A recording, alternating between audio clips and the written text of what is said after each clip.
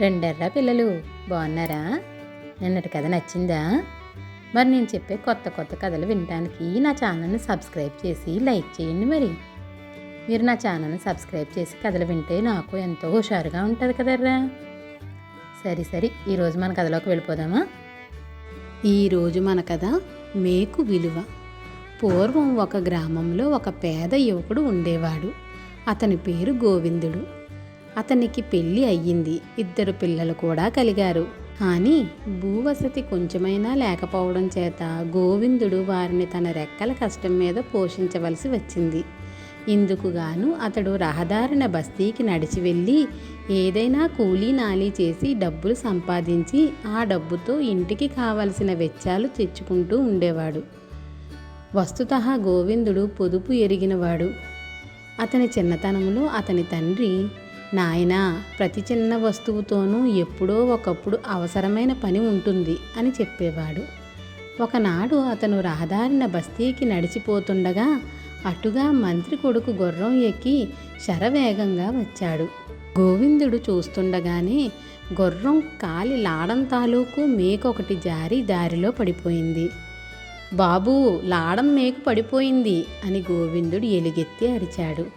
మంత్రి కొడుకు వెనక్కు తిరిగి చూసి నిర్లక్ష్యంగా చెయ్యి ఊపి ముందుకు వెళ్ళాడు. ఒక లాడం మేకు కోసం వెనక్కు వెళ్ళటం అతనికి పరువు లోపం అనిపించింది.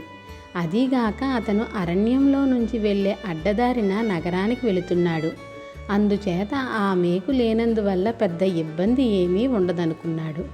కానీ ఈ విషయంలో మంత్రి కొడుకు చాలా పొరబడ్డాడు. అతను అరణ్యంలో అట్టే దూరం పోకమునిపే గుర్రం కాలి లాడం వదులై ఊడి వచ్చింది. గోవిందుడి దగ్గర మేకు తీసుకొని ఉండినట్లయితే మంత్రి కొడుకు ఏదో ఒక విధంగా లాడాన్ని మళ్ళీ బిగించి ఉండేవాడు. కానీ లాడం లేక గుర్రం కుంటుతూ ఉండడం చేత అతను గుర్రం దిగి నడవవలసి వచ్చింది. అతను అరణ్యం గుండా నడిచిపోతూ ఉండటం చూసిన దొంగలు అతని మీద పడి నిలువుదోపిడీ చేసి అతన్ని ఒక చెట్టుకు అంటగట్టి పారిపోయారు. ఈ లోపల గోవిందుడు లాడం మేకు తీసి తన వద్ద ఉంచుకొని ముందుకు సాగాడు. అతను కొంత దూరం వెళ్ళేసరికల్లా ఒక బండి దారిలో వరగబడి ఉండటం కనిపించింది. ఆ బండికి కల సాయి మేకు ఊడిపోవటం చేత చక్రం ఒకటి ఊడి వచ్చేసింది. బండి పక్కన ఒక ధనికుడు నిలబడి ఉన్నాడు. ఆయన గోవిందుణ్ణి చూడగానే, అబ్బీ, నీ దగ్గర ఏదైనా మేకున్నదా? నేను త్వరగా నగరం చేరాలి. మధ్యదారిలో ఎక్కడో సాయి మేకు పడిపోయింది. ఈ దిక్కుమాలిన ప్రదేశంలో ఇంత ఇనుప ముక్క కూడా ఉన్నట్టు కనబడట్లేదు అన్నాడు. గోవిందుడు తన వద్ద ఉన్న లాడం మేకు తీసి దాన్ని చక్రం ఇరుసులోకి రాతితో దిగవేశాడు. ధనికుడి ప్రాణం లేచి వచ్చినట్టయింది. నువ్వు కూడా నగరానికే పోతున్నావేమో, బండిలో రా అంటూ ధనికుడు గోవిందుణ్ణి తనతో నగరానికి తీసుకుపోయి అతని చేతిలో ఒక బంగారు కాసు పెట్టాడు. ఆ కాసు చూడగానే గోవిందుడి కళ్ళు పెద్దవి అయ్యాయి. అది తన కుటుంబానికి 2 మాసాలు సరిపోతుంది. తన తండ్రి ఏనాడో అన్న మాట ఇప్పుడు అక్షరాలా నిజమైంది. ఒక చిన్న లాడం మేకు బంగారు కాసు తెచ్చిపెట్టింది. గోవిందుడు నగరంలో తన కుటుంబానికి 1 నెల రోజులు సరిపడే సరుకులు కొని తన గోతంలో వేసుకొని దగ్గర దారి గదా అని అరణ్యం గుండా ఇంటికి రాసాగాడు. అతను కొంత దూరం వచ్చేసరికల్లా దారికి ఒక పక్కనున్న చెట్ల వెనక నుంచి ఏవో ఆర్తనాదాలు వినిపించాయి. గోవిందుడు తన గోతాన్ని గుర్తుగా ఒక చోట పొదల మధ్య దాచి చెట్లలో ప్రవేశించాడు.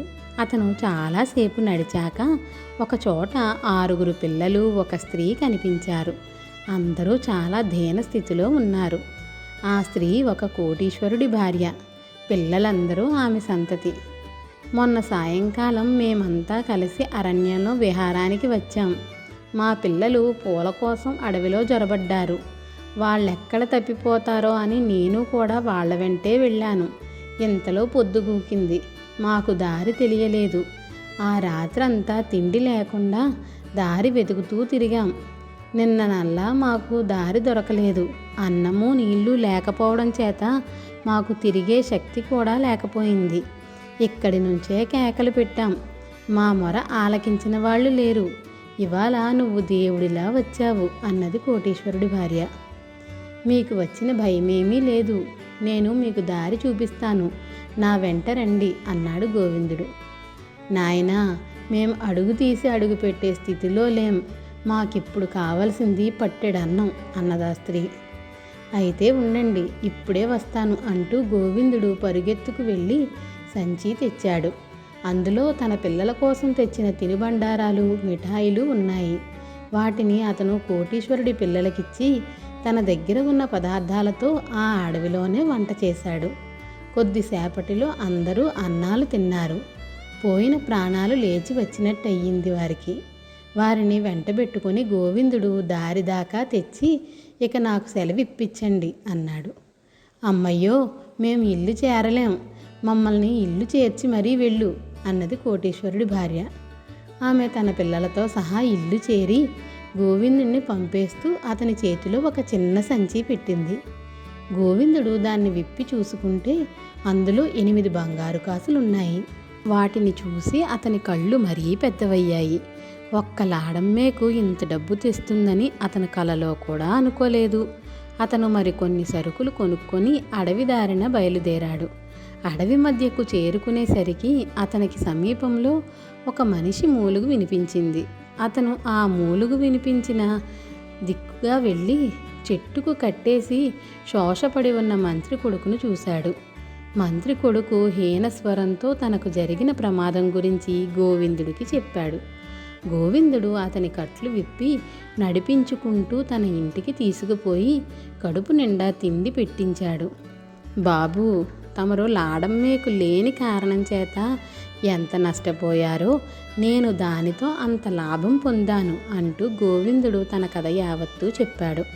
అంతా విని మంత్రి కొడుకు, చూడు గోవిందు, సరిగ్గా నీ వంటి వాడొకడు నన్ను కనిపెట్టి ఉండటానికి నౌకరుగా కావాలి. నా వెంట నగరానికి వచ్చేయి, నీకు మంచి ఇల్లు జీతము ఇస్తాను అన్నాడు. ఆ రోజే గోవిందుడు తన కుటుంబాన్ని తీసుకుని నగరానికి వెళ్ళి మంత్రి కుమారుడి వద్ద కొలువులో ప్రవేశించాడు. పిల్లలు, కథ నచ్చిందా? అయితే లైక్ చేసి షేర్ చేయండి, మరి అలాగే సబ్స్క్రైబ్ కూడా చేయండిరా.